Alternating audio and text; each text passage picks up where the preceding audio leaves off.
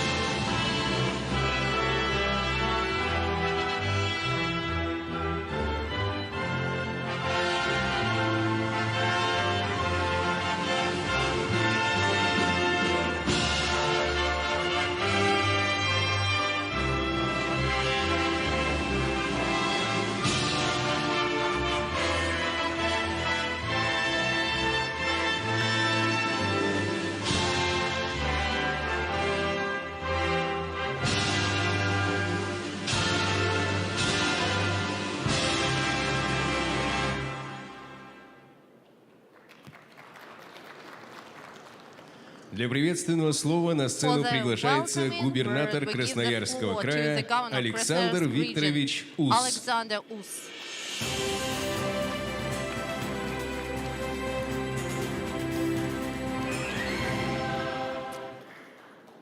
Уважаемые участники форума, позвольте мне прежде всего зачитать правительственную телеграмму, которая направлена в наш адрес президентом Российской Федерации Владимиром Владимировичем. Уважаемые друзья, Dear friends, I'd like to welcome you here within the opening of the Krasnoyarsk Economic Forum 2023 for you to discuss all the challenges and development of Siberia, as well as other issues of trade and economic development. Entrepreneurs, authorities, and experts are again meeting here on this particular platform. Quite a fruitful program and platform of CAF 2023 is aimed at introducing all the participants with the tourist and resource and industrial potential of Krasnoyarsk region, with the potential and prospects which are open for the investors. CAF of the previous years were really popular within the Russian and foreign entrepreneurs, and agreements signed within it are being implemented nowadays. I'm sure that this particular forum will be accompanied by a creative environment. It will prosper and develop national and international cooperation. Wish we fruitful work. Vladimir Putin.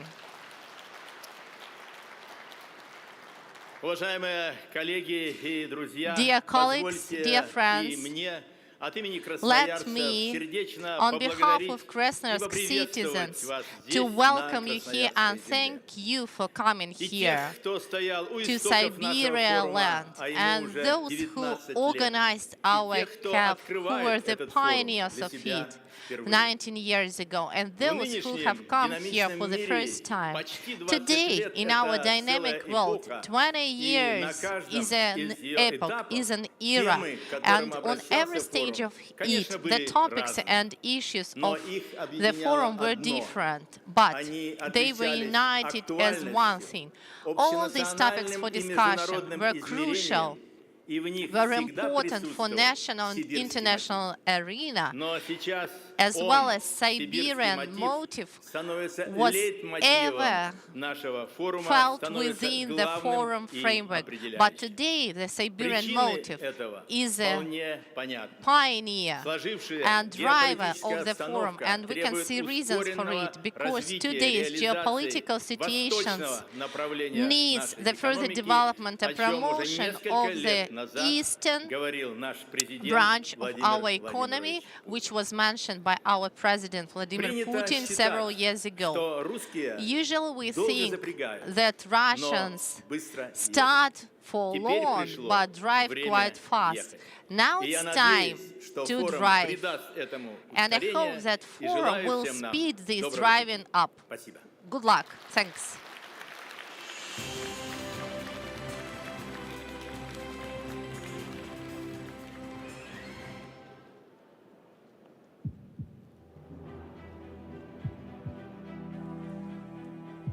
It's time for Siberia.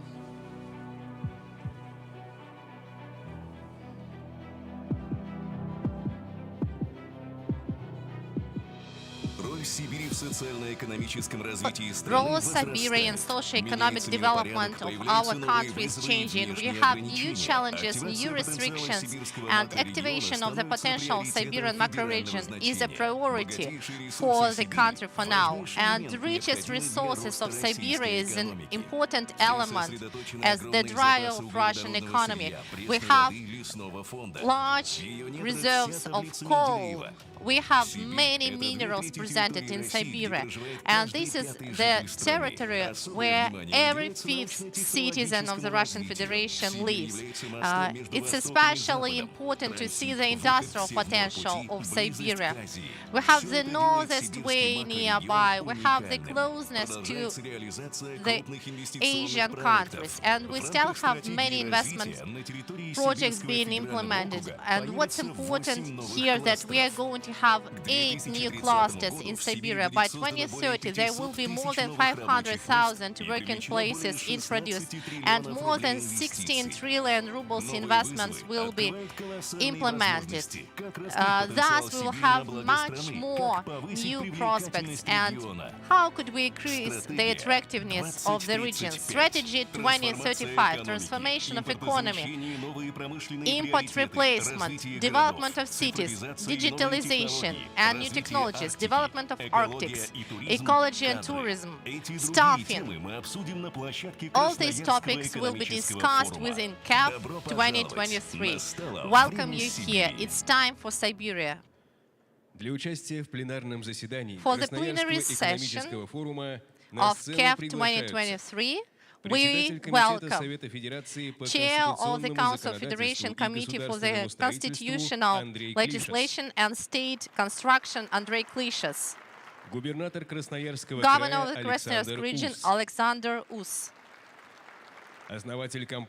founder of Rusal and Group Gas Companies Fund Volnaya Delo Oleg Deripaska, Governor of the Krasnoyarsk of Kemerovo region, Chair of the Council of Interregional Association Siberian Accord Sergei Tsivilov, Moderator of the discussion, journalist, presenter of Russia 24 channel Alexander Suvorova.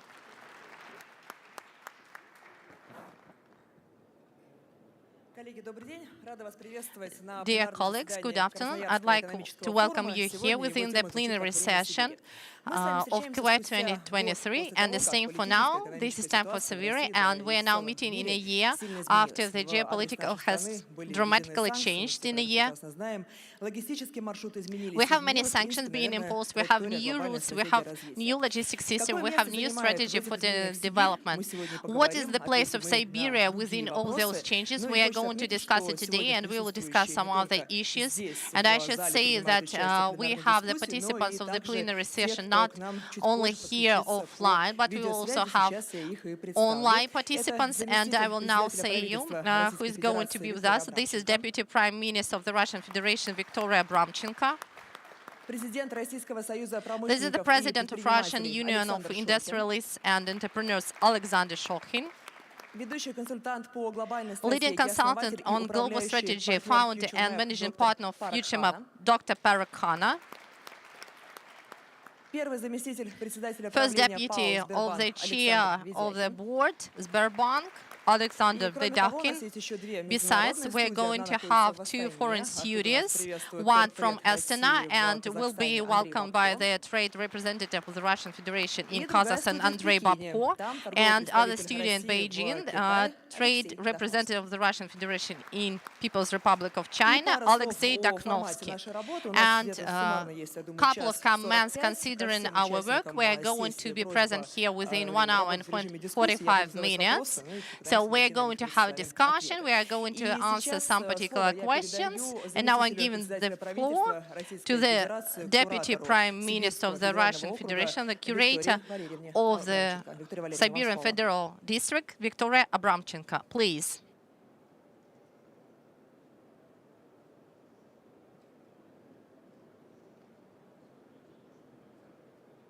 Виктория Валерьевна, мы вас слышим. Victoria? Вы нас, видимо, нет? Good afternoon, dear colleagues. I'd like to welcome all the participants of Krasnoyarsk Economic Forum here. Yeah, so just for about a year, Russia and the whole world are functioning in new situations. And of course, Russia is under sanctions, restrictions, and of course, our state is adopting new policies to adapt to this situation. Now we speak about Siberia. Siberia as a unique microregion. It has many resources, many minerals. It has a great geographical position. It has a research basis. Considering the potential of Siberia, so in January of 2023, there has been a new strategy for the development of Siberia implemented. So it outlines the main tendencies and the main industries for development, and the cluster approach has been offered. Our task is to provide economic growth, implementing the investment potential that Siberia has, to improve citizens' life and to ensure the economic growth. We have approved the strategies for separate regions. For example, Altai region, annually about 1 billion rubles is being outlined for Altai. As for Kemerovo region, they also have a strategy of their own for the further development. About 6,000 citizens have already improved their living conditions. And further, considering Kemerovo region, about 50 billion rubles will be spent for some other industries except for the coal ones. If we speak about pearls of Siberia, Lanzhirok and Sheregesh resorts will be those pearls. And of course, the volume of investments and providing new workplaces, this is always a key element. More than 200 investment projects could be implemented by 2030, which would allow to create more than 200,000 new workplaces. By the middle of this year, the state should see the detailed plan to achieve the key figures by each project in particular. And of course, the support measures are in demand in all the spheres, which would be ensured within the special contracts and agreements. So by these contracts, these projects have special benefits considering the state debt, and they have beneficial preferences. And the total volume of the investments into these particular projects, it makes up about 135 billion rubles. Processing industry is always a key element among other ones. New investment projects should be connected with the deep processing of raw materials and strengthening their technological sovereignty. What is important here is to stand upon the technological and research and educational basis of Siberia. So that's why it's important as well to provide the comfortable living conditions conditions for people. So this is development of infrastructure. This is providing social facilities and, of course, improving ecology in Siberia. By support of the President of the Russian Federation, ecology is one of the main crucial issues for the further development of Siberia.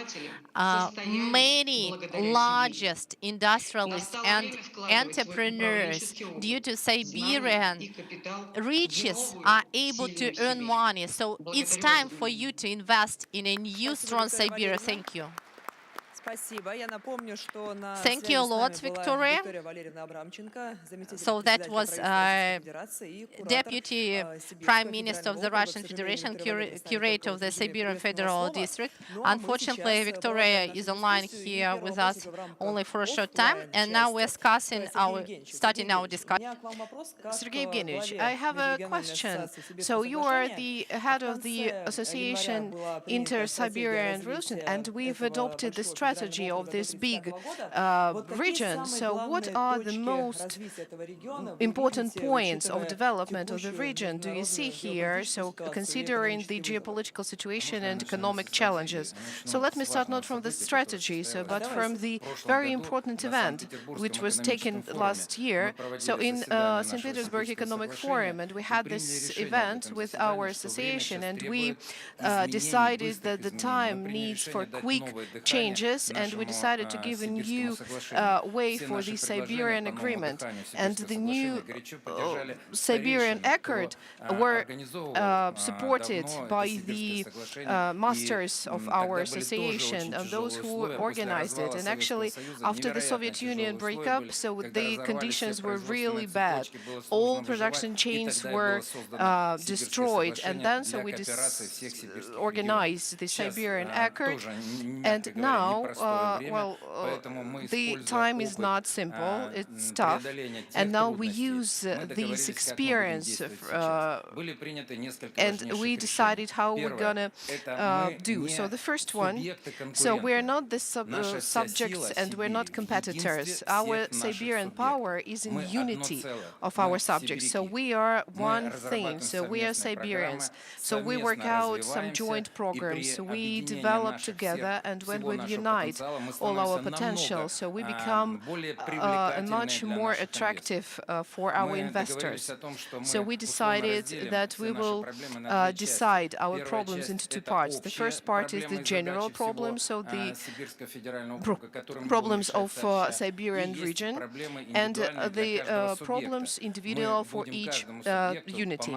And we will help with our competences, and we will help this entity for all of them, and which we actually done during any catastrophes and disasters during pandemic, which took place on the Siberian territory. So we helped all of them. We give hand to all of them. We also decided on that we will have the vertical of work with the government of Russian Federation, and it's actually we're supported by Victoria, our handler, and all our ministers united into separate groups, and by each group, with the help of Valeria, so we get the handler in ministers of Federal Assembly. So we have the Minister for Agriculture, and other ministers, and it allows us to quickly work on the vertical of authorities and authorities of Siberian region and regional authorities. And we decided upon that we together will take part in 3 forums, the most important ones, where we present Siberia altogether. So these are Siberian Economic Forum, Far East Economic Forum, and our main forum is our pride. This is that we are proud of, Krasnoyarsk Economic Forum. On the Krasnoyarsk Economic Forum, so we are going to consider the issues, the development of Siberia and our perspectives, and we will invite the investors to work here in Siberia. So then let me talk about the strategy of development. Yes, for sure. So the government adopted the strategy of Siberian development, but at the same time, head of the government gave us an order to make a roadmap. So now the strategy without a roadmap doesn't mean anything. This is just some paperwork and that's all. So that's why. So we have a working group to develop this strategy where we have representatives of all our entities. And today during the IMS, so we collected all offers from our entities, and also we have the economy group headed by Andrei Klebich, who suggested some of their ideas to develop the strategy. And today, so we decided, we agreed upon that during the month, all these ideas will be worked out by the working group, and in a month it will be presented, the roadmap for the first consideration under the Mass Council, and it's just like a roadmap. So it's not. It's a short time, so that's why we will work jointly together. At the same time, so on this Mass Council, we've had the separate issue to consider the project of supporting inter-region airlines. Siberia is a huge territory, and there are a lot of territories which are real remote, and without airlines, it's not possible to have a good life there. So all entities of Siberian Federal District have such problem, and we prepared a project of these interregional airlines, and we sent it to the government of Russia. It was sent back for working on it, and now so we had this final draft, and we agreed upon it, and we sent it after today's agreement. We sent it to the government of Russian Federation, to the Ministry of Finance of Russian Federation, and we send it to the Rosaviation and to the State Council for Transport, so to approve it. If it is approved, what it would mean for the regions. So interregional airlines are subsidized on their own. So we prove, and we have a very serious project, that it must be some federal budget to finance these airways. To develop these interregional airlines will give the boost for the between regions airlines. And from the first part, so the goal is that every citizen of Siberia can get from remote areas to go to the European part, to have a flight to the European part of Russia one time a year, and it must be affordable for them. And the second stage, that 2 times a year, so that citizens from remote areas could get to the Russian European part. And this is an important social project, important economic project, and the more we move around, the tourism is developing, the economy is developing, it's all connected, and this is my brief report about our aid. So what do you think? So regions of Siberia, how do they deal with and cope with those challenges that exist not only in the country but in the world? I think that our regions, our Siberia, cope with it in a good way, in an adequate way, but we do not use all reserve that we have. We have so much joint resources that we can show a better result than we have today. And I'm sure that all these problems and issues on this Krasnoyarsk Economic Forum, which is the most important one, we will sign a lot of interesting agreements, a lot of solutions will be adopted, and it will increase the competitiveness and effectiveness of work in Siberia. And I want to say, as a person who worked in the Far East and in Siberia, I want to say that this is my personal belief, that I know for sure that for the Far East development, we need a strong Siberia.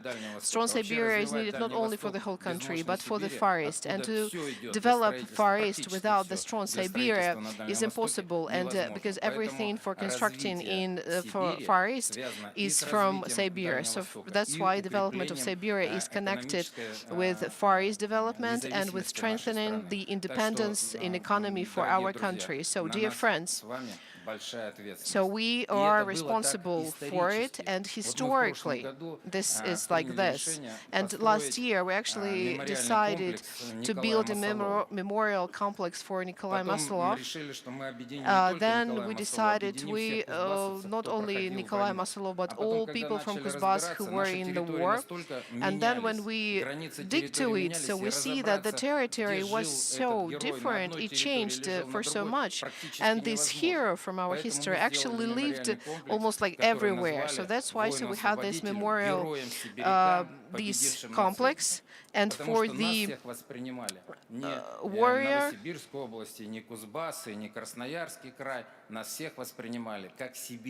fighter warriors, so for people who actually were in the war, so who defeated the Nazis, and we must use this experience for our work. В своем выступлении Сергей Евгеньевич уже отметил, что неспроста сегодня Alexander, большинство вопросов so развития just Сибири, in the previous speech, there were many words given considering the strategy of the development of Siberia. So what do you think, what's the place of Krasnoyarsk region in the new strategy of the paradigm of the new development of Siberia? My word here is that the place of Krasnoyarsk region is one of the key within this in this strategy for development. But first of all, I'd like to give thanks to Sergei Tsivilov and to our colleagues for the decisions made within Kemerovo region. And that was the offer to make Krasnoyarsk Economic Forum as Siberian Economic Forum. And the good results for us for now are that it's been really popular within all the Siberian participants. By 3.5 times, the popularity of the forum has grown. So it's popular not only in Russia, but in 39 countries as well, and of West Europe as well. So you see, we have great prospects for further development. I'm sure that we are going to have significant, strategically important forums in Siberia with Siberian citizens, with the support of our federal center, because anyway, we can't move further without federal support.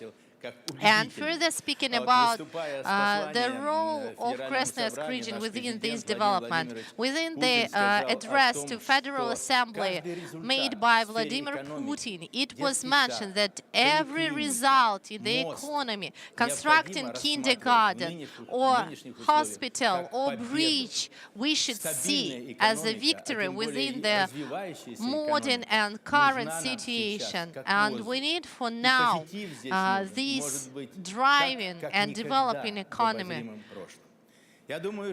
I think that Krasnoyarsk region showed really great results. I would give several figures. Considering GDP of the region, 3.3 trillion rubles is quite clear, because our region is one of the main ones in the country.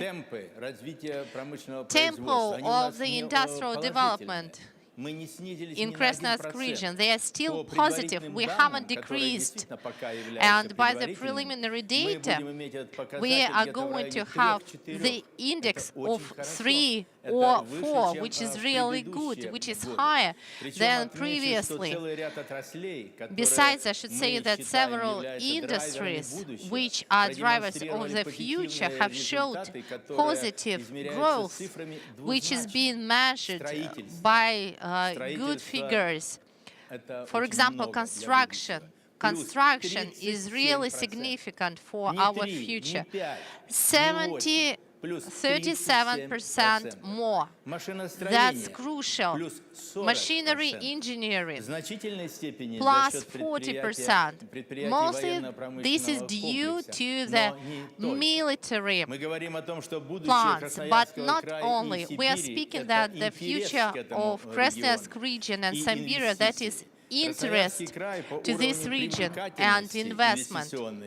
If we speak about the investment attractiveness of Siberia and Krasnoyarsk region in particular, it enters the region's fifth within the investment attractiveness.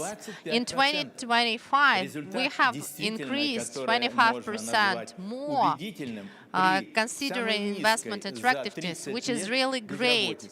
While we had the lowest tempo of unemployment, 0.7%, we can say that the region as stabilizing and one of the most significant regions of Siberia and Russia on the whole has its function. But answering your question, what's important here? What should we do next? How can we move on further to the east? How can we develop the eastern vector? Here we should have inertia scenario. We should have a breakthrough. Considering the scale, it will be something of Stolypin reforms period, which I mentioned within the previous roundtable discussion. Why not? Why not? It was possible, this Stolypin reform at that particular period. It changed the whole image of Siberia and Russia. We can do the same right now, taking into account the basis we have. What is the direction for our movement? We have already discussed it a lot. So first of all, this is transferring from raw materials to creating more processing industries, high technologies industries. We speak a lot, but we move quite slowly. Today in Krasnoyarsk, considering processing industries, the number is about 40%. And we have the enterprises of a world class. For example, in Krasnoyarsk region, we have 2/3 of all satellites of Russia and neighboring countries. We have machine engineering experience. We have traditions which support us and help in this movement. But considering drivers in our movement from raw materials industries to high technologies industries, these should be these raw materials enterprises, first of all, because they have money, they have competences, and they should form the demand of moving. For example, like Deripaska, so that's a quite difficult task, this technological valley. This transfer from the primary aluminium to come to producing the products and goods which are in demand worldwide. And something we can do for now, for example, bridges made from the aluminium structures, that is possible. Wheel discs, they are used by most world car companies. And I'm sure we can go further, and I'm sure that other companies, our industrial drivers setting within our region are able to do it. We have already mentioned cluster strategy.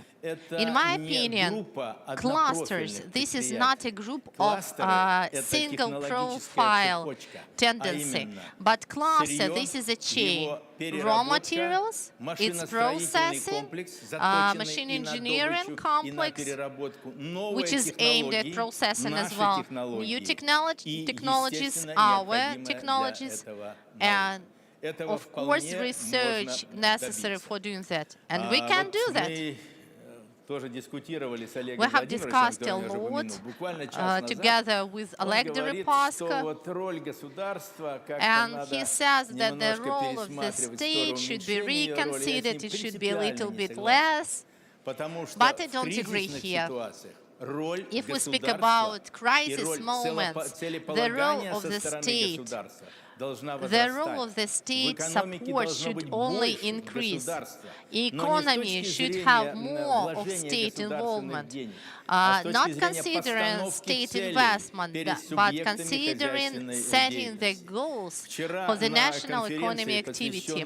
Yesterday, within the conference of the structure of transferring and changing our economy, our leading scientist said quite a deep thought that the sum of the plans of the companies doesn't always align with the plan of the state and economy of the state. It should have equality of another kind. How could we stimulate coming to the new technological views? Of course, with the state support as well.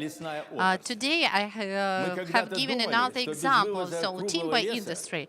So previously, we thought that we won't be able to move on further without roundwood. But you can see, for now, exporting roundwood is prohibited, and we still live. Of course, it's really difficult for now for the companies to work because there are some challenges connected with the logistics system. You see, we have just transferred to another level. And speaking about non-ferrous metallurgy and speaking about their opportunities, why are they different from ground timber exporters? Maybe they should stop selling their goods abroad. Those companies have several methods. First of all, they have administrative methods, and the role of administrative tools, considering our story of privatization, is quite effective as well. And when the heads of the companies and owners of the companies will be set some particular goals of what is needed within the state today, which universities, which industries are in demand, then I hope these owners and entrepreneurs would hear this call for. Can Krasnoyarsk be the center of car industry? I think it could be. Maybe I sound a bit naive. Because car for now, it's not just a trunk or whichever. So, but the car, first of all, this is engine. This is moving to electric engine. And Krasnoyarsk has all the metals of the future. Why are they made in China? Maybe the companies should be again set a goal of where they should move. Anyway, except for administrative tools, we have quite soft economic measures and tools. An example, when some license is given in the funnels, why is this license is given for the construction of the kindergartens, and we should be grateful to the companies when they construct those kindergartens, but don't provide the infrastructure, whichever. So when we speak about beneficial preferences or giving any support, the state should set the goal, and accordingly it should provide the movement towards this particular aim. I'm concluding my speech a bit long. I'm sorry. And I would like you to remember that we are within the platform of the Siberian Federal University. And I will quote a leading scientist, Einstein, who said that one of the marks of being insane is trying to get new results with old methods. So speaking about the strategy of Siberian development, speaking about the roadmap, which was justifiably mentioned by Sergei, we should be brave, we should be determined in finding new tools which would give us this drive. Thank you, thank you. I'm sorry, I have one more question to you. So you said in your speech that Oleg Deripaska disagreed agreed with you with the role of the state within Krasnoyarsk, but Oleg was nodding when you were saying, yeah, I can tell you for now, Oleg Deripaska is saying that he is ready for now to become the promoter of Technopark within Siberian Federal University to find new technologies. And Разрешите, я тоже задам вопрос, Александр Викторович. can I ask Alexander Александр as well? Викторович, вы сегодня на Alexander, массе привели очень хорошие today цифры, within чем Mass, вот этот you Красноярский форум told us отличается the от предыдущих. figures Сообщите, пожалуйста, всем of сейчас. this forum being different from the previous one. I have already mentioned you.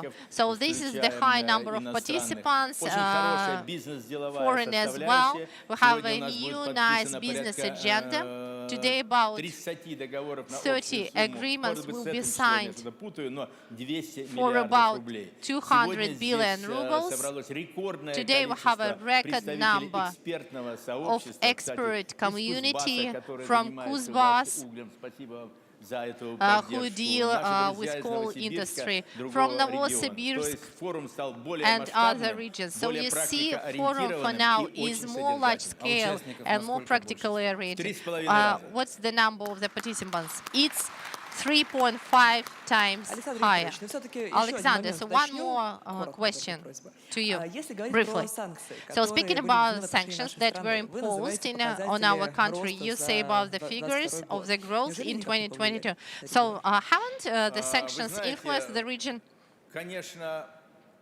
You see, they influenced, of course, not considering the results, but considering the challenges that we had to overcome. That's true.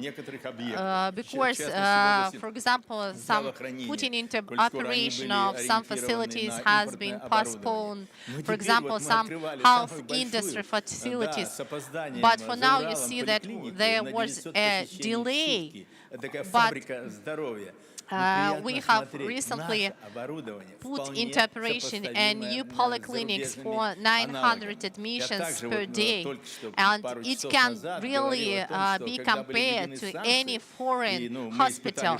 And a couple of hours ago, I was saying that when sanctions were imposed, we were really shocked. We were thinking, what would we do without some goods? Where we will take them from? And we asked our entrepreneurs to come from even not only large businesses, but medium and small ones. And when we talked with them, we understood that we have some particular seeds for further development. And if they help us, if they support, then those gaps which were previously got by the foreign suppliers, we would be able to change the situation, because these foreign suppliers, they didn't allow them to develop.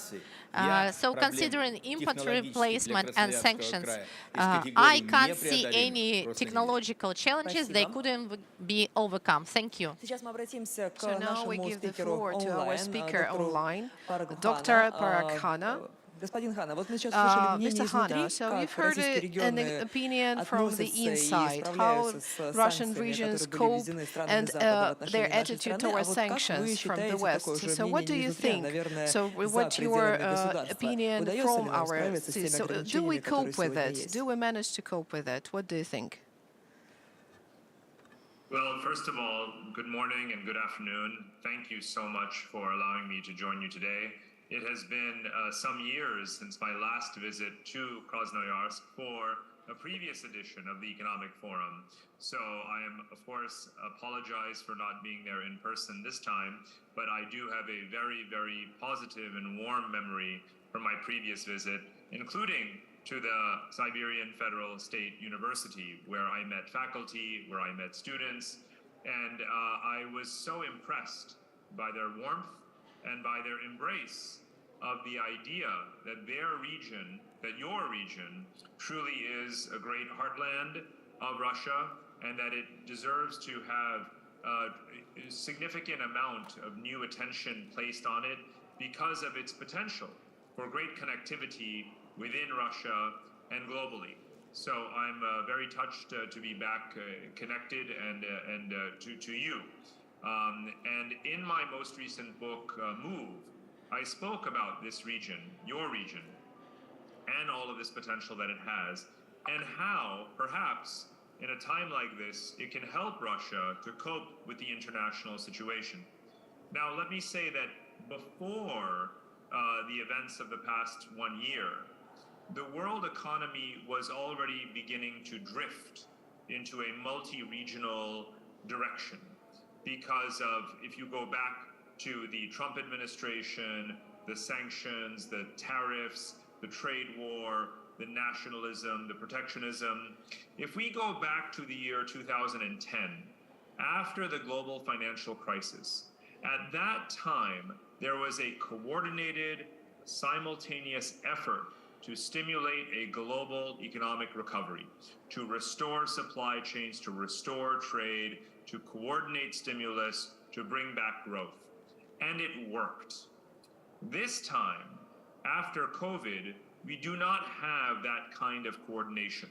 We have different rates of inflation, we have different interest rates and policies, we have different approaches to fiscal and monetary stimulus, we have competitive industrial policies.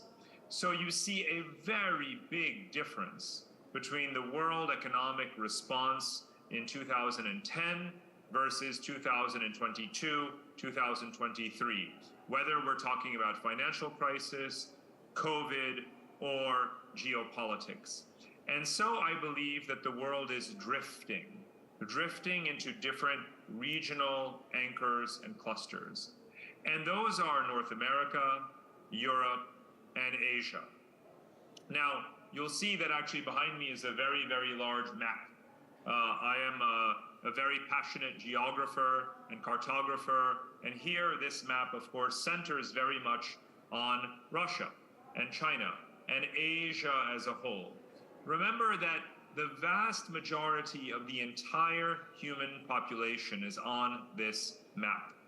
And I've designed this map to remind everyone that Asia is much bigger than just East Asia, and that Russia, in many ways, as a geographical concept, as a geographical reality, is not only a European country, but it represents the entirety of what we call North Asia in geography. Now, North Asia is not a term that's used very often in geopolitics and in diplomacy. But if you think about the complex trends underway, economically, geopolitically, and with climate change, the world actually needs to appreciate North Asia much, much more, and it will. Now, the other point about Asia, of course, is that as you see in the past 1 year, and actually in the past 10 years or more, Asian countries' approach to Russia has been quite different from that of Europe and the West. We have seen this last week at the G20 summit. We've seen this in the relations between Russia and China and with other countries, including Southeast Asia. And so the Russian strategy of tilting towards Asia, embracing Asia, trading more with Asia, accepting more investment with Asia, has been a very, very important, wise strategy even as part of its overall resilience as a country. And the Belt and Road Initiative is part of it, but it's much broader than that and can continue to be broader than only the relations. But it is symbolic of the ways in which this connectivity that I have heard Russians speaking about in Siberia, in Krasnoyarsk, can really take shape, and that Russia can be more resilient economically by being more connected infrastructurally. I have actually been to the Siberian region 4 different times in my life. I have also driven entirely across every country on this map, including all across Russia. And I have seen that, again, not only is this the center of gravity of the world demographically and economically, but it is also, of course, where we need to build the future infrastructure to support these populations in terms of agriculture, water, metals, minerals, industry, and so forth. And Russia can play an enormous role in that because Asia will continue to be the driver of the world economy. Again, if you look at North America, look at Europe, look at Asia, the majority of the potential is here, and you must continue to understand yourselves as playing an ever more significant and confident role in Asia, and I think that is going to be one of the very, very big themes of the future for Russia. I'm happy to say more, if you like, about my views on specific policies for the Siberian region. Thank you, Mr. Hanna. I would like to speak about this turn to east.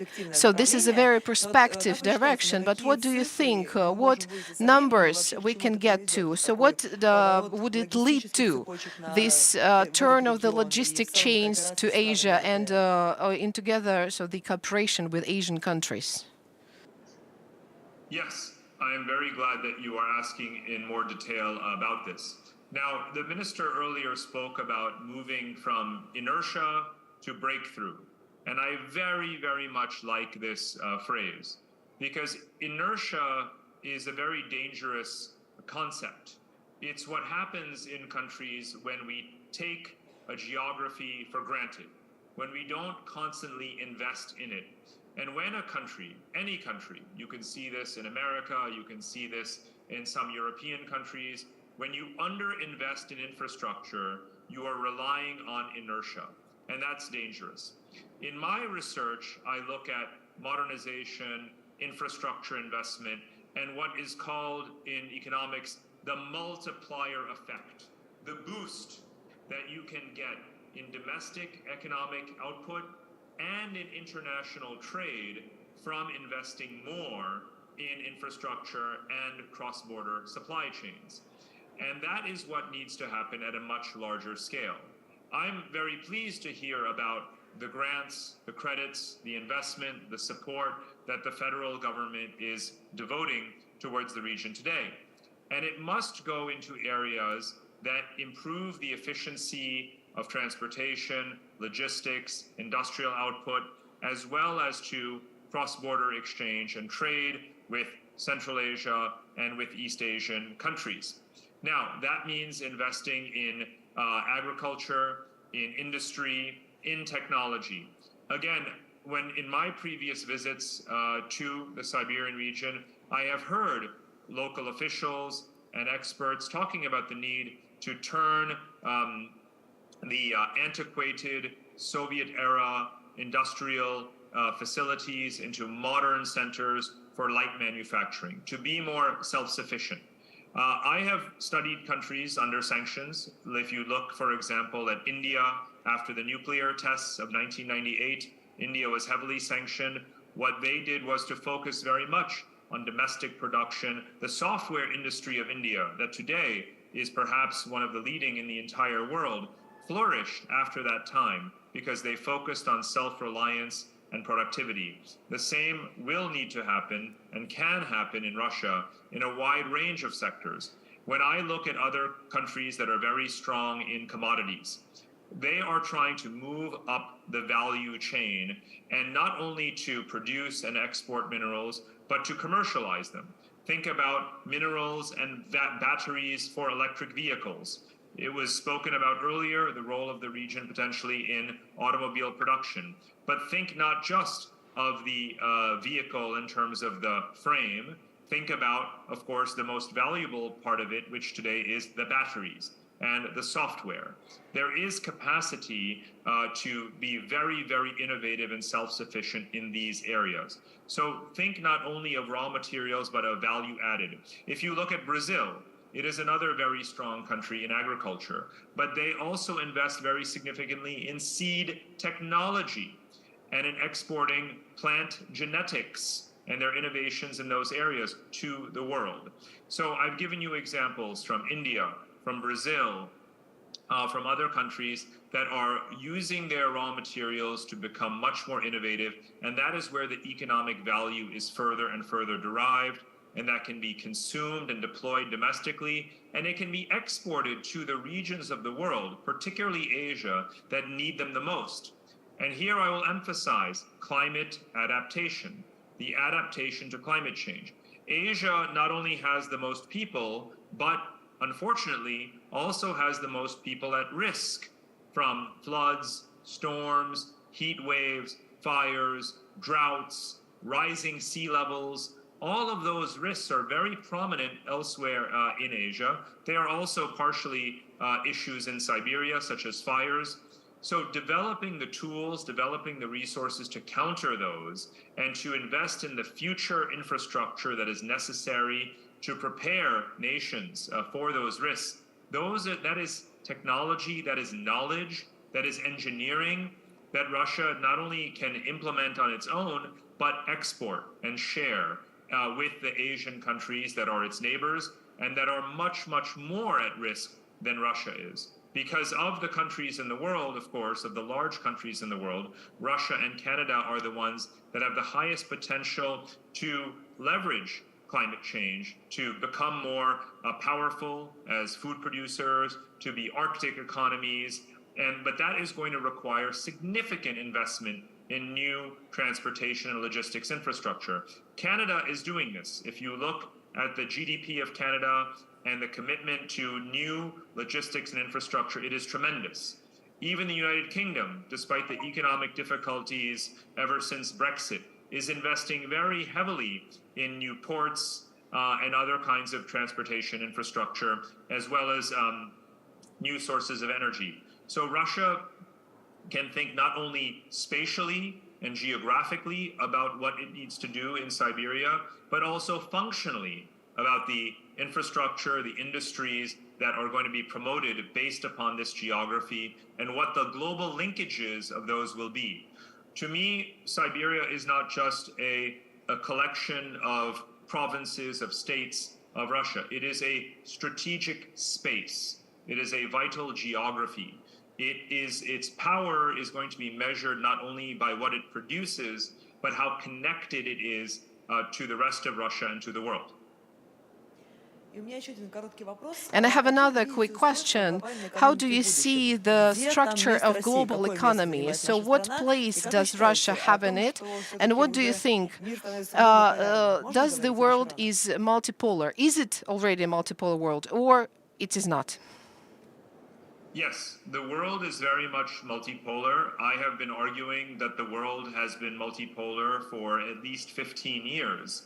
And the structure of global power involves not only nations, but regions. So as I mentioned before, you have North America as one seat or pillar of global power. You have Europe as a collective commonwealth that is certainly economically a pole of power in the world.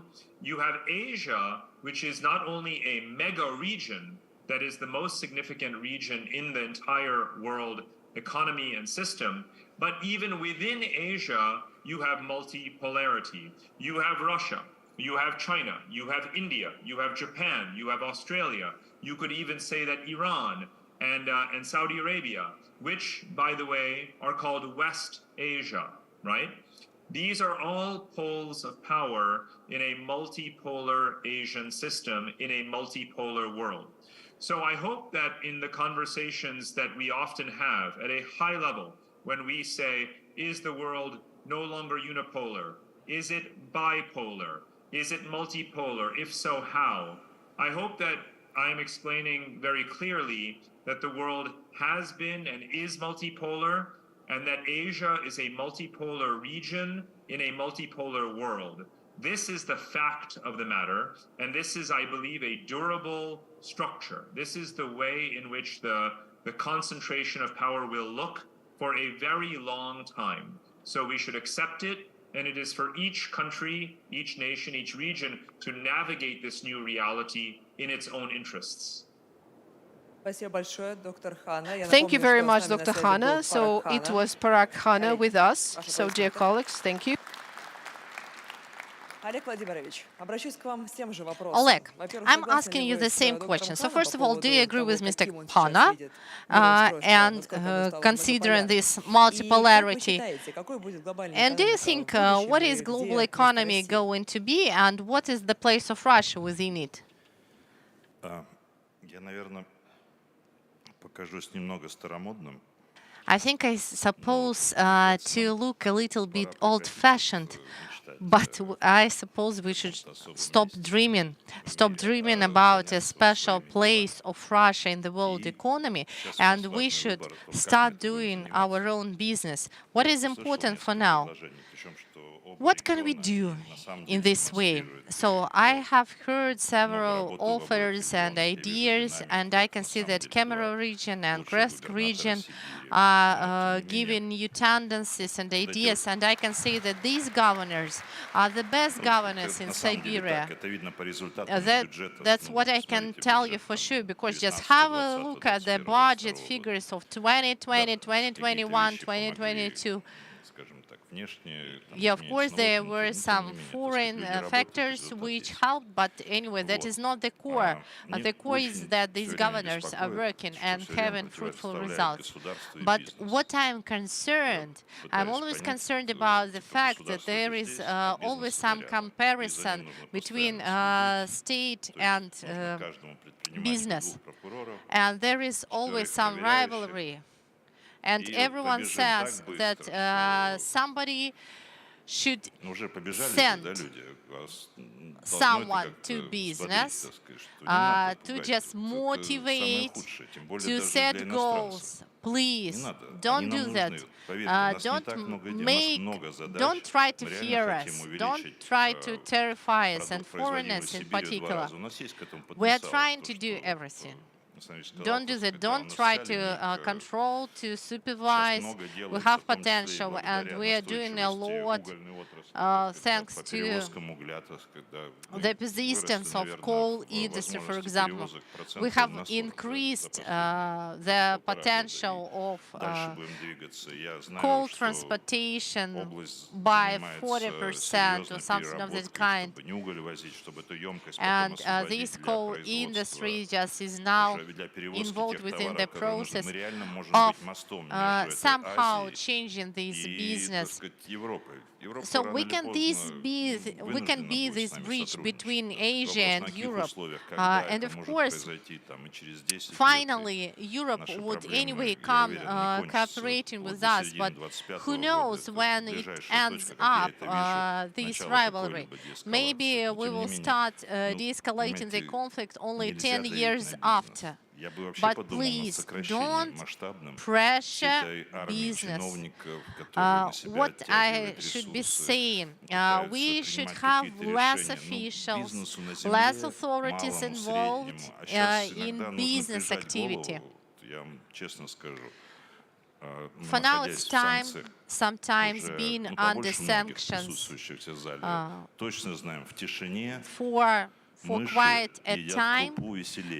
We can say that when everybody keeps silent, everything is being done much better. Our governors started speaking about the things of the mid-90s, that Siberia should have a new driver. That is our main task.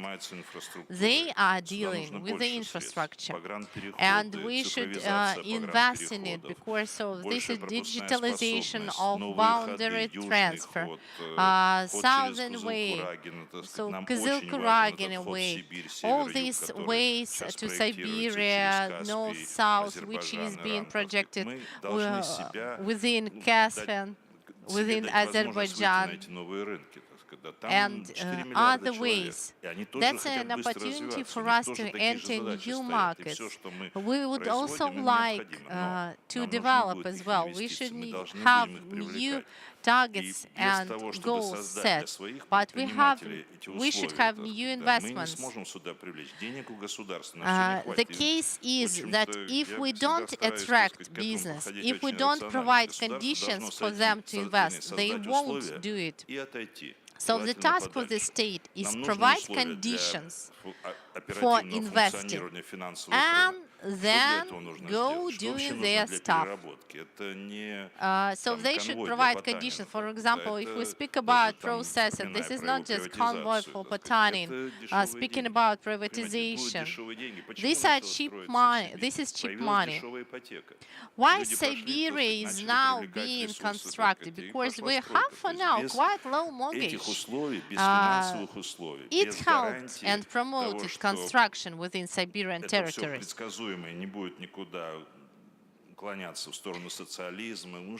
So, and speaking about the ideas mentioned, we should forget all these social mottos.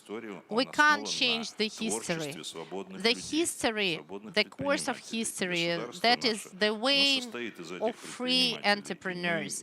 And our state has these free entrepreneurs, and we will see their abilities and possibilities within this multipolar or bipolar world. Speaking about Siberia, we speak not only about transportation and logistics system, because just everybody knows this challenge. That is really crucial. Everybody knows, and those ideas of even small aviation were mentioned. Except for this, we should always remember about education, about research. So Alexander was mentioned, Technological Valley, and Technopark was mentioned. But for now, the challenge is that our enterprises, which are technologically well equipped, have restrictions considering foreign software. And our main task was, and the main thing that we did, we decided to make these labs for providing national software. We should always think about good environment in Siberia. We need gas supply a lot. That is necessary for Kemerovo, for Krasnoyarsk, for Irkutsk.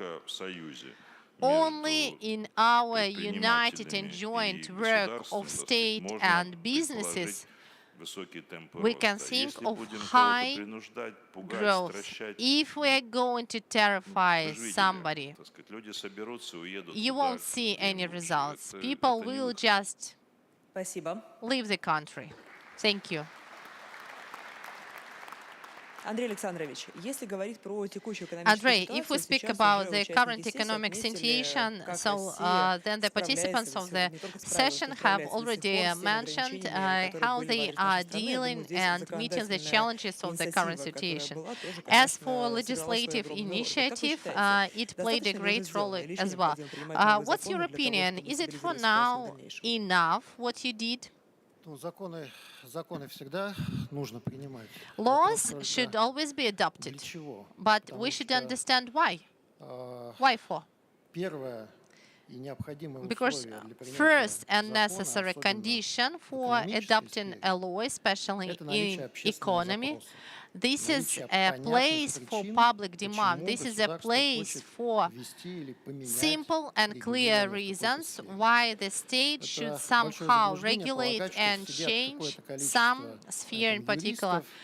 Some people think that just several lawyers are sitting around the table and thinking what to do next, what to change in Siberia or whichever to have economic growth. No. In most cases, when the state doesn't do anything, the effect is much better than when adopting some particular laws. That's why, if we listen to the address of the president, which we have recently heard and analyzed, what's the image of the future that was given by Vladimir Putin? Nobody said that Russia should take some particular place in the world or whichever, but if we analyze what was mentioned, then the image is the following. This is a strong, sovereign, social nation. And what can make Russia a strong, social sovereign country. Only business is able to do it. Only entrepreneurs can do it if they do everything freely. I don't know about the participants of our forum, but if you have a look for this year and a half for the meetings which are given in online broadcasting as well, you should see that many challenges are within the responsibilities of the state corporations. But I think that they have more problems. Why? Because mostly this is a monopoly, this is usually lack of competition, and usually these state companies, they have quite a number of budgets. But now, let's try to make a social nation with no development of business. Are we able to do it? Are we able to do it, not developing small, medium, large business? Of course, no.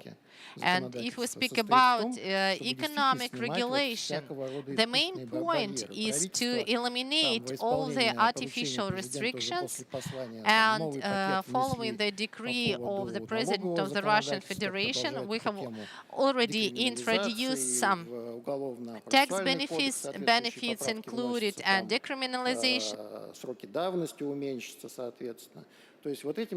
and some other points that So to free business in this situation, it is important not just to strengthen the government, but only on the setting the goal setting, and in the conditions that we are, so the resources are limited, and there are some special needs, so which are given, for example, special war operation, so the government order, so the our industries are getting, and the resources of the government must be allocated to this, mostly on this. But no development of Siberia, no other cities will exist if the government won't be developing the conditions for us, for Siberia, and for Siberia its infrastructure, which allows us to get to the businesses, to the initiatives, to all the ideas which people come to us, and this is actually quite a lot of people. And on the forum, if you go to the platforms, you'll see lots of offers, and most of them are quite reasonable and quite feasible.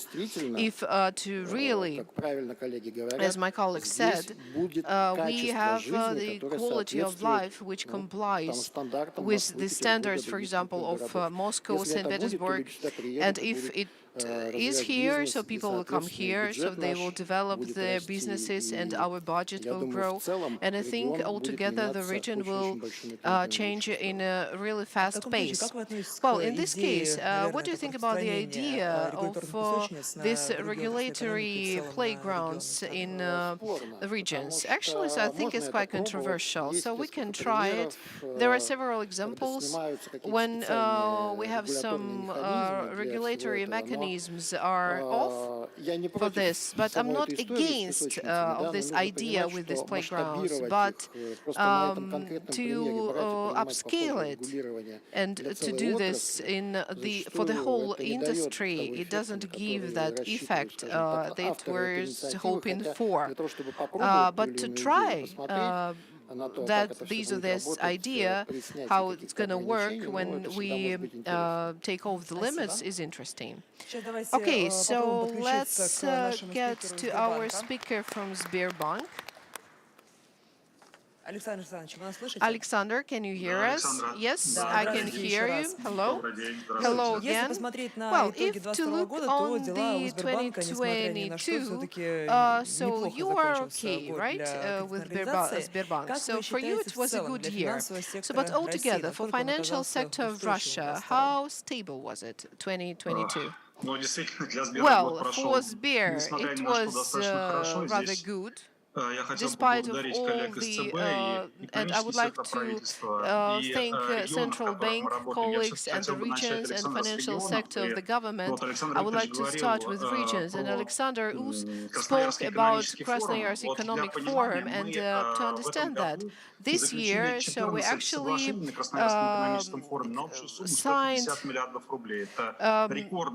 14 agreements on the 150 billion rubles, and those are the projects that will be implemented here.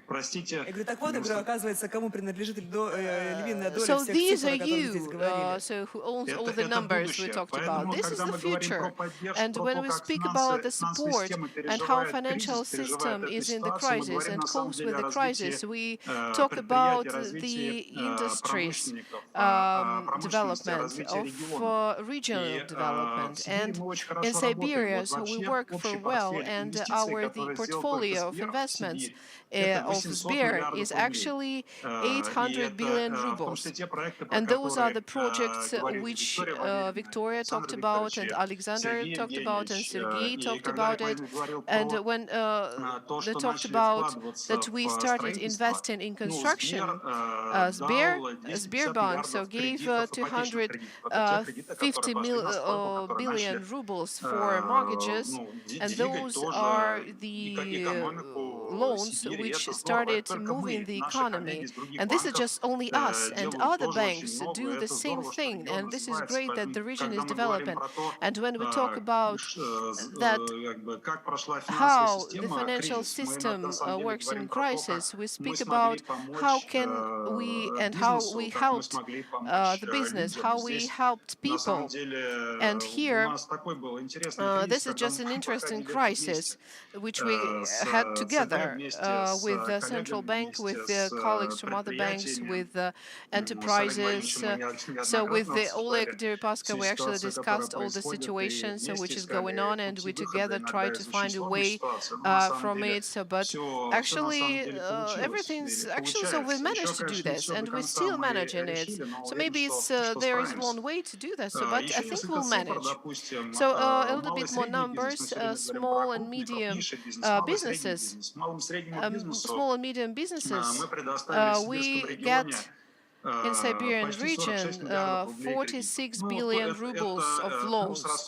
So of course these are restructuring, and so we help our clients to get the money to develop their production, and also to stand by and to relocate the logistics and chains of supply and so on. And these are the instruments that we had.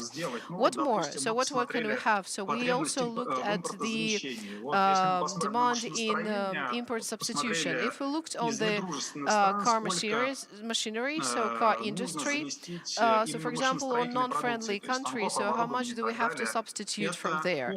It's about 1 trillion rubles.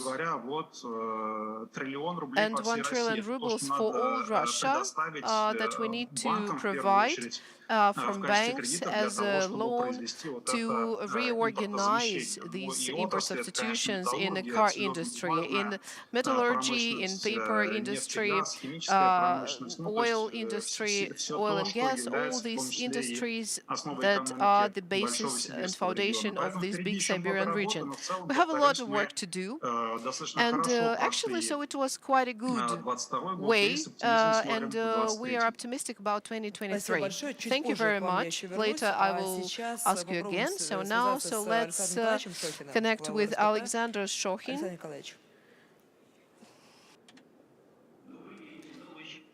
Hello. Yeah, so you managed to have a connection with me. So, Alexander, considering adapting of Russian business to sanctions, is it a process that has been finalized, or will it move on further? So, Oleg Deripaska was saying that there shouldn't be no rivalry of business and state. Do you agree?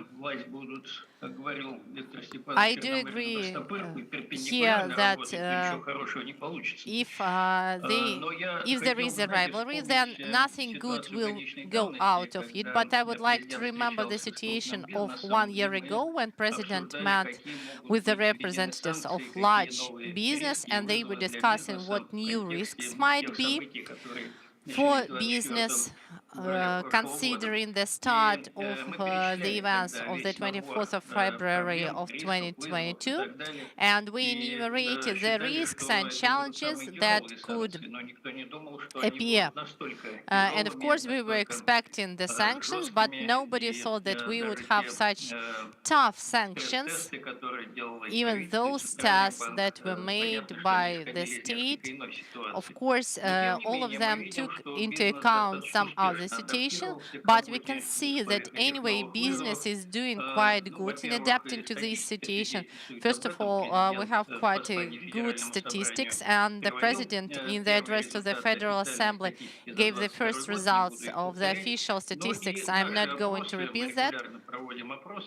And the service that we have on a regular basis among businesses, considering the challenges that they have, about 60% of the respondents of the companies evaluate their development as successful one, regardless worsening of the situation of the business climate. And this difficult situation almost had no influence on the investment activity. And of course, some of the projects have been delayed, have been postponed, or even just postponed for a long time. Anyway, more than half of the companies' respondents said that they anyway implement the projects, and these figures were even higher than pre-pandemic figures, and investments into the main capital increased by 6% in 22, and 56 companies are going to invest a lot in 2023.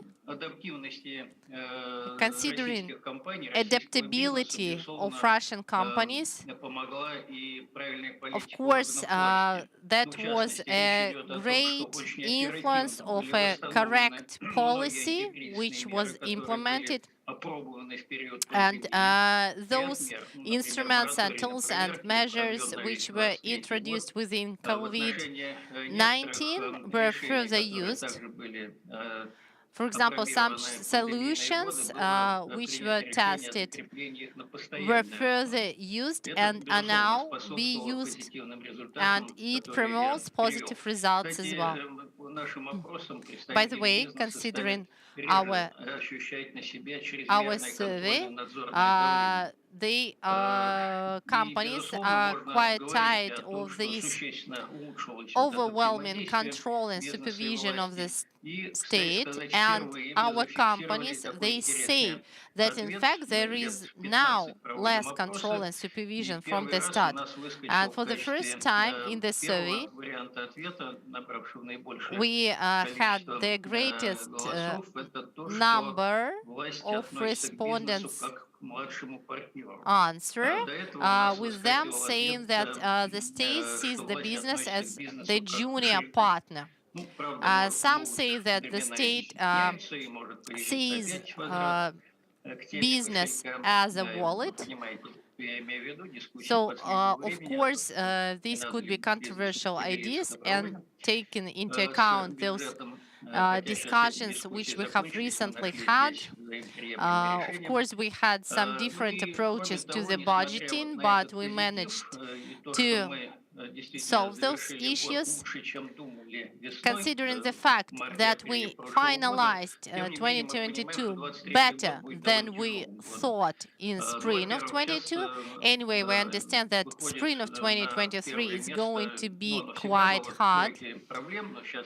One of the challenges for now, it will be lack of specialists and experts.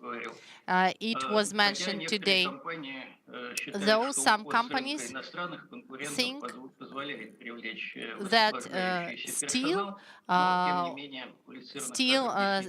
the thing that some foreign companies are leaving the Russian market allows them to attract some resources, human resources, but anyway, we lack experts, lack professionals. One more challenge, that is increase in tariffs. These are shipping tariffs. These are challenges connected with logistics. Alexandra Suvorova has been a moderator of financial forum of ours, and we discussed this financial tool for logistics projects as well. Because, of course, state shouldn't be leaving these logistics projects. That's where state for sure should be involved. They should have new transport infrastructure projects which should be implemented and which would further help private businesses to implement their projects. We still have the challenge of keeping exporters. This is quite a sore pain in the neck, because considering the payments that we could use and payment systems which we could use with our partners, we have the lack of it. We don't have the systems which help us to convert the currencies. It's good for now that BRICS and some countries raise this issue of having a new payment system, but this will take time for sure. That's where state should play its role. This is just creating these new payment systems. One of the main challenges, this is a high level of intransparency.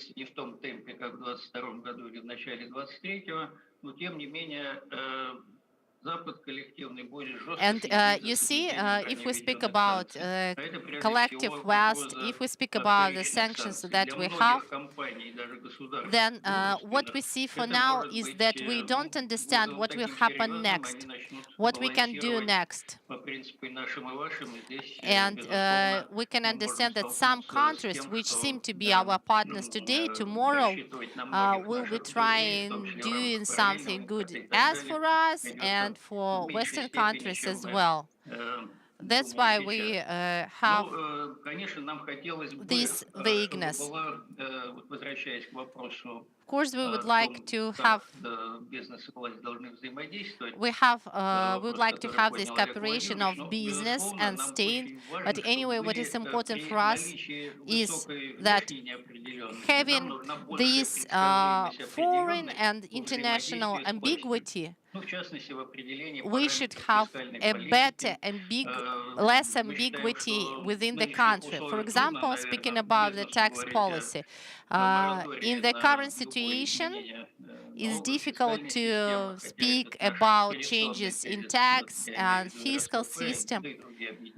Of course, some unions might have an input in it. Anyway, transparency in having tax and fiscal systems is important. If business understands what is the procedure of doing something, that's always nice. Of course, we have tools for regulations, but they are not always used as they should be.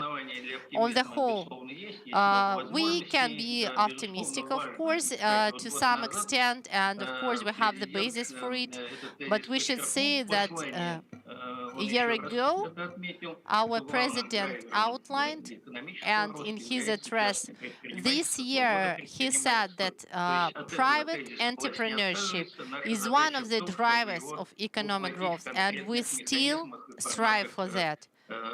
Strive for this cooperation with business, with private business. Alexander, and what is the situation with import replacement? As for import replacement, the situation is not as bad as we could think of. previously. If we speak about equipment and materials, we have an active purchase and procurement of the supplies of the jurisdictions of different regions, but about 1/3 of the equipment suppliers we managed to replace for now.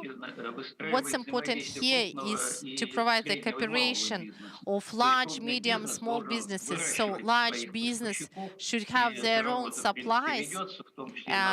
We are doing this work quite actively, basing on digital platforms and state digital platforms and non-state digital platforms. They are quite modern and advanced, and they connect those businesses as well as state corporations and private corporations. Thus, we are able to satisfy the demand we have. Besides, we should have a balance between the support of import replacement with the tools we have, such as clusters, for example, or institutes of development, or agencies for research and development. But we should also keep importing from other countries. That should be a balance for sure. That is a balance the state is concerned about and business is concerned about. Because if we have cheap equipment being imported from China, for example, or whichever, because those companies which have already started providing import replacement on a domestic level, they wouldn't be able to compete with this cheap equipment.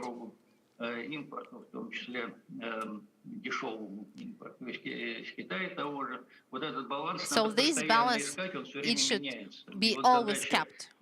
As this balance changes, and that is the dialogue of the state and business, because business should just make advice to the state what parameters should be introduced, what should be regulated, what should be the numbers for import replacement and for import, what should be the tools used for that, and what are the interests of the companies in order to keep the current production. This dialogue, this is the issue which our union is concerned about. We have the tools for this dialogue, and we are trying to give support to our entrepreneurs. Thank you, Alexander. Your applauses. Alexander, so we want to talk to you. So in your first reply, so you talked on this topic. So one of the industries in the project, so that Sberbank gave loan, is actually car industry. What other industries were in priority for loans? And was it enough, these measures of support for business in 2022? Well, I would continue with the topic that Alexander said about. So as Bear, so we've invested a lot, and our portfolio is connected with the GDP of our country. So we invested in what our country invested to. So I want to talk more about how we can solve this problem. Alexander said about infrastructure. So for example, in the infrastructure of logistics, this project doesn't have enough money. If government will give their own money, so it will require several trillions of rubles, so it's about 5 trillion rubles according to our estimates. Well, can we find this money? So maybe yes, it be the direct governmental financial. If the government subsidizes the interest rate and infrastructure projects has under the 4% annually, so 70 million in till 2027 will give an opportunity to get the resources, non-governmental but bank ones, about 5 trillion rubles. So this is actually other numbers which can use the banks to invest infrastructural and all big projects. But of course it's not perfect. There are some issues, so which must be addressed. So we have about 20 programs of support for entrepreneurs. So none of the entrepreneurs can actually understand it. So when we have the structural scheme for this, where we can recommend one of the programs, so but actually it's such a mess in terms of the requirements for these programs. So, well, it's understand that if you want the money, so there is a requirement, so then you choose the program which you apply for. Another thing is the state guarantees. So we don't have a state guarantees regime. So, for example, an example that I gave in the beginning, so we actually have used even less funds of the government, but now the state guarantees, so they are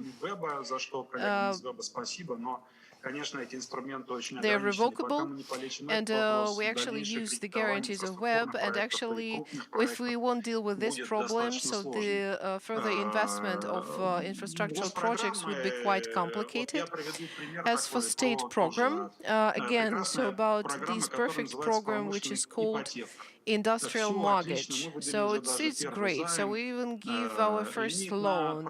So but limit for actually 1.3 billion rubles is a limit, and we have applications up to 17 billion rubles already. And I think that we will just have this limit, and then this industrial mortgage is complete. So, but this program is really good for the industry.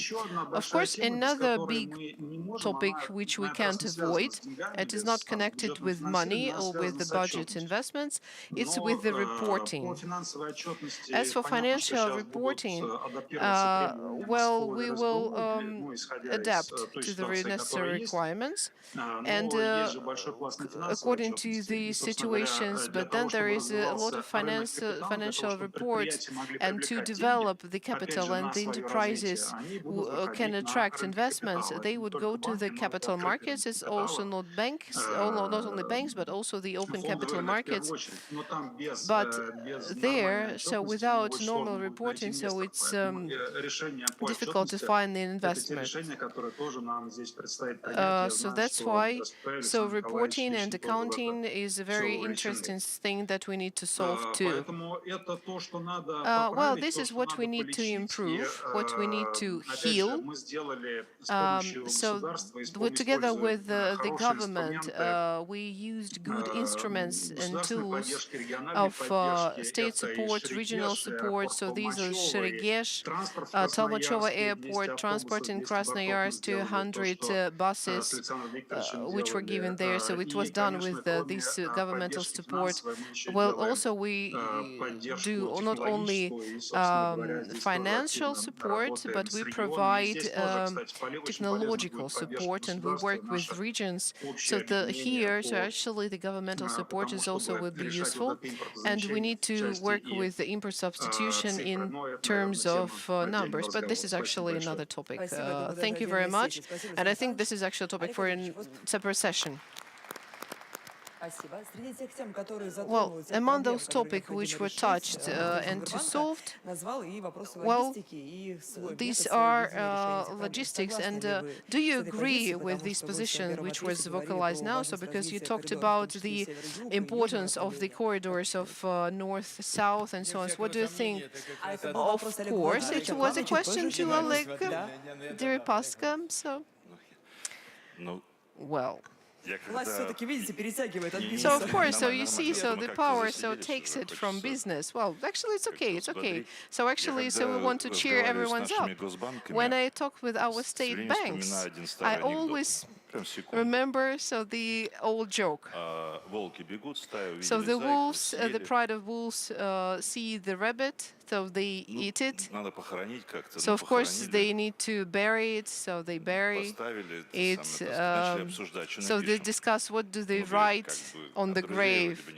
So from friends, it's not good, so because they ate it. So from enemies, no. So but anyway, so we buried him, so we worked from him. So let's write down from partners. And our banks, I really love our banks. Those are our serious partners. But I want the next year to be a breakthrough. I don't see the place for mortgage in Brsk under 10% interest. So of course, if you even subsidize or Taishet, and with other issues, with other problems, so the over-profit is impossible anywhere, especially in our difficult times. And now we have the three questions, three problems. So we need to work on the accounting systems, all the payment systems, and our banks are under sanctions, so that's why payment systems should use another instruments. The debt market, I talked about mortgage, infrastructure loans. If we talk about the rate, for example, Siberia has like 2 digits potential. We can grow 12-15% up. We should just solve these small problems, the growth of the construction. So we need a rate under 5-6%. And it is possible, we can see it. And with restructurization of debt market, so maybe can you give us any big Siberian bank? Where are these banks? So when were they done? And they were finished. So no partners. Well, why? We need to go to Moscow to get any loan, so to ask for it with governors. So they actually just confused with all the constructors. So all the constructors about how to subsidize interest rate. So this is a question which you can't avoid. We don't need any like trillions. So we need to move forward. So we need a debt market, loan market, which involves and considers the problems, which take into account all the problems, all the pressure. So, and central bank and state bank are able to do that. So these are state banks, that they are not banks. So why do they have this like over profit compared with agricultural enterprises, which should work as partners, though I really love them.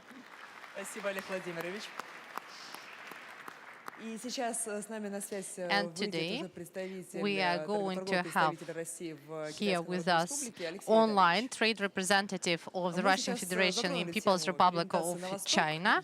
So we have mentioned our turn to the east. What can you say, Alexei, about those first results?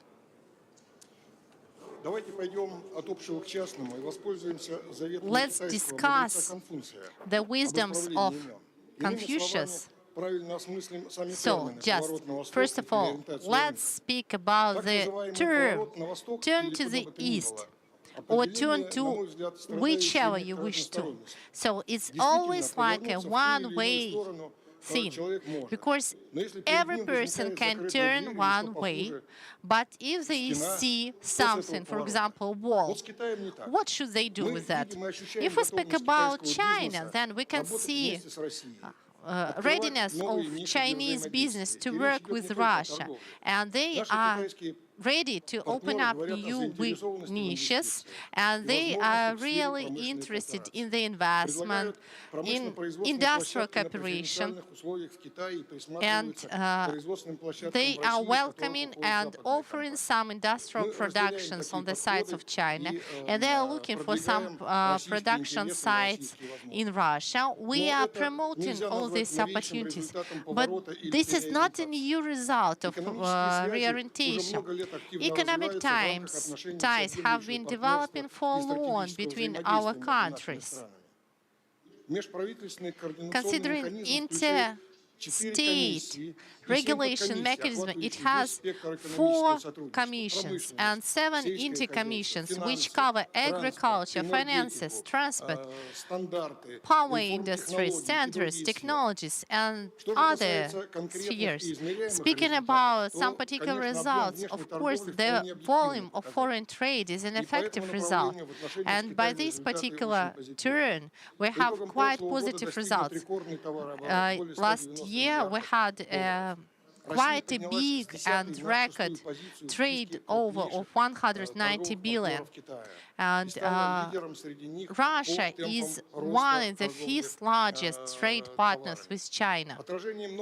We have the new reflection of the new reality because e-commerce for now is much wider. We speak first of all about commodities of daily use, and we speak about food and beverages. We have larger growth of Russian import from China.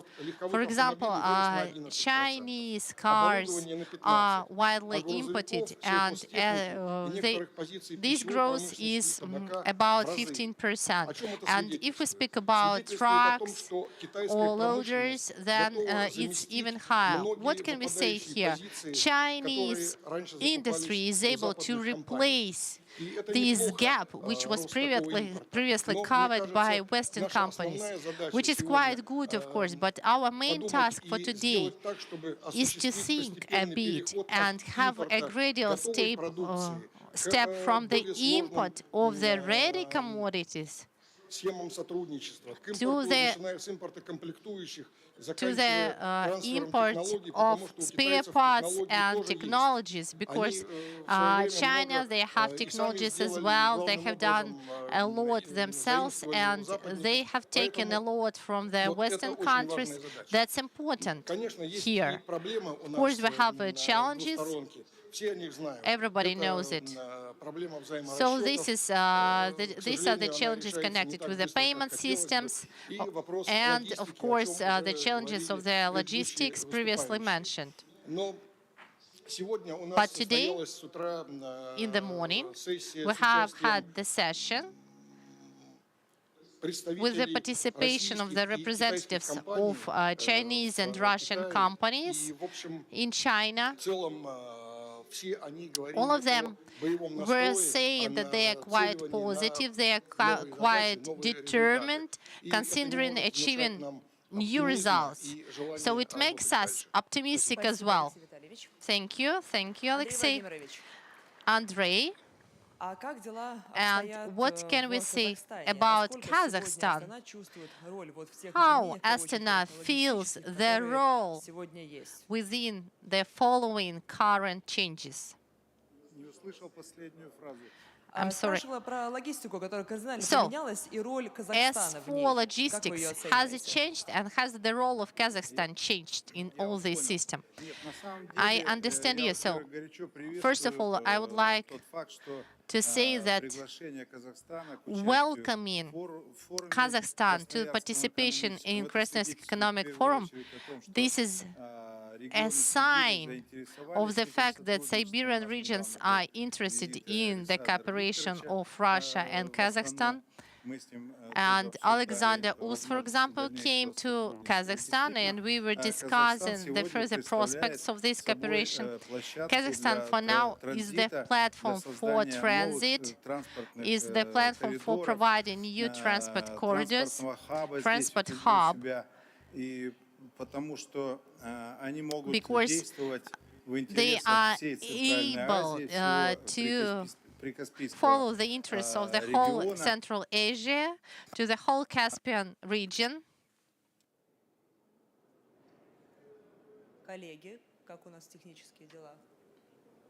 Dear colleagues, we can't hear you. Так, видимо, все-таки, к сожалению, со страной у нас Unfortunately, we have some technological problems for now. Then we are going to finalize our discussion. We have a question to Andrei. And speaking about the place of Siberia in Russia, do you think we need some new federal regulations and management mechanism for the development of Siberia? Нет. No. Федеральные полномочия потому и называются федеральными, No. что принадлежат So if we speak about federal regulations, that is always the part of the federal government. Speaking about the tools that the regions could use, they have enough of them. Speaking about практикуется, зачастую тоже не очень эффективно. Speaking about the powers that are given to municipalities, they are not always really effective because sometimes they are given with no financial basis and they can't provide their financial aims with those powers. We suppose that those powers that they have for now, that's enough. And if we speak about the federal law and federal regulations, for now, we have this strategy for further development, but we are now moving further with doing that because many amendments are being implemented into this strategy because we have had joint discussions. We spoke about different things and Arctic zone, and all these amendments will be implemented into the strategy one by one gradually. But speaking about the powers of the regions, regions have enough powers, and the lack of powers is always the lack of or ability to have money. Thank you. We have again connection with Astana, so Andrei, just I will ask you in a couple of minutes to finalize your comment. I started speaking about the transport corridor north-south, which is really important and which was mentioned by our President Vladimir Putin. Functioning of this corridor will ensure shorter ties, shorter connections between two countries, between European countries, between Africa and Middle East.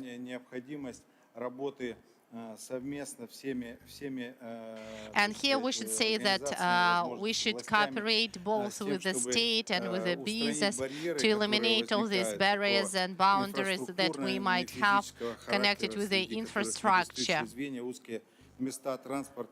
Connected with some tight bottlenecks of the transportation lines, with the lack of coordinated railway tariff, some documentation issues, all those issues which should be eliminated, and then we will have Kazakhstan as a major transport logistics hub.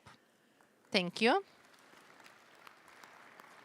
Александр Викторович, давайте подведем итоги Alexander, so let's finalize our session. Saying about the things that we have previously mentioned, what is the place of Krasnoyarsk region of Siberia within Russian development? So previous question of yours was simpler for me, that's why I wanted to answer it before Oleg Deripaska, but anyway. So speaking about the role of Krasnoyarsk role, it is given by its resource potential, by its big territory, by its central position, which was mentioned, by the way, by our foreign colleague as well. And by our task is to fully use this potential. We have already started doing that work, but today we have understood it once again that results and skills could be much greater. But anyway, as it is a finalizing comment, I'd like to say some things connected not with the question, but with the situation on the whole. So today we were speaking a lot about the problem of rivalry of state and business. It's clear here. We are partners, but not in the sense that was mentioned by Oleg Deripaska in the joke. Seriously. Everyone being present here is really against terrifying entrepreneurs or trying to supervise them, but still I think that there should be a free competition and self-regulation of economy which would allow us to come to the national level and national ties and targets. So every partner should have their own role. Anyway, I think that the state itself should set the goals, should provide the prerequisites for doing that, connected with the infrastructure and incentives, and then they should congratulate the winners and prize winners on the final, including the prosecutors. And the final word for sure, I will quote one well-known phrase of Mikhail Lomonosov, that power of Russia will be enlarged with Siberia. But I would add a little bit. Nothing can be done on its own. We should put effort and we should have strong will. And I hope that this open dialogue and discussion would add us both power and strong will for Siberia to become powerful and work for Russia. Thank you. Thank you a lot. So our plenary session is over, and I will give one finalizing comment. So economy can develop with partnership of state and business only.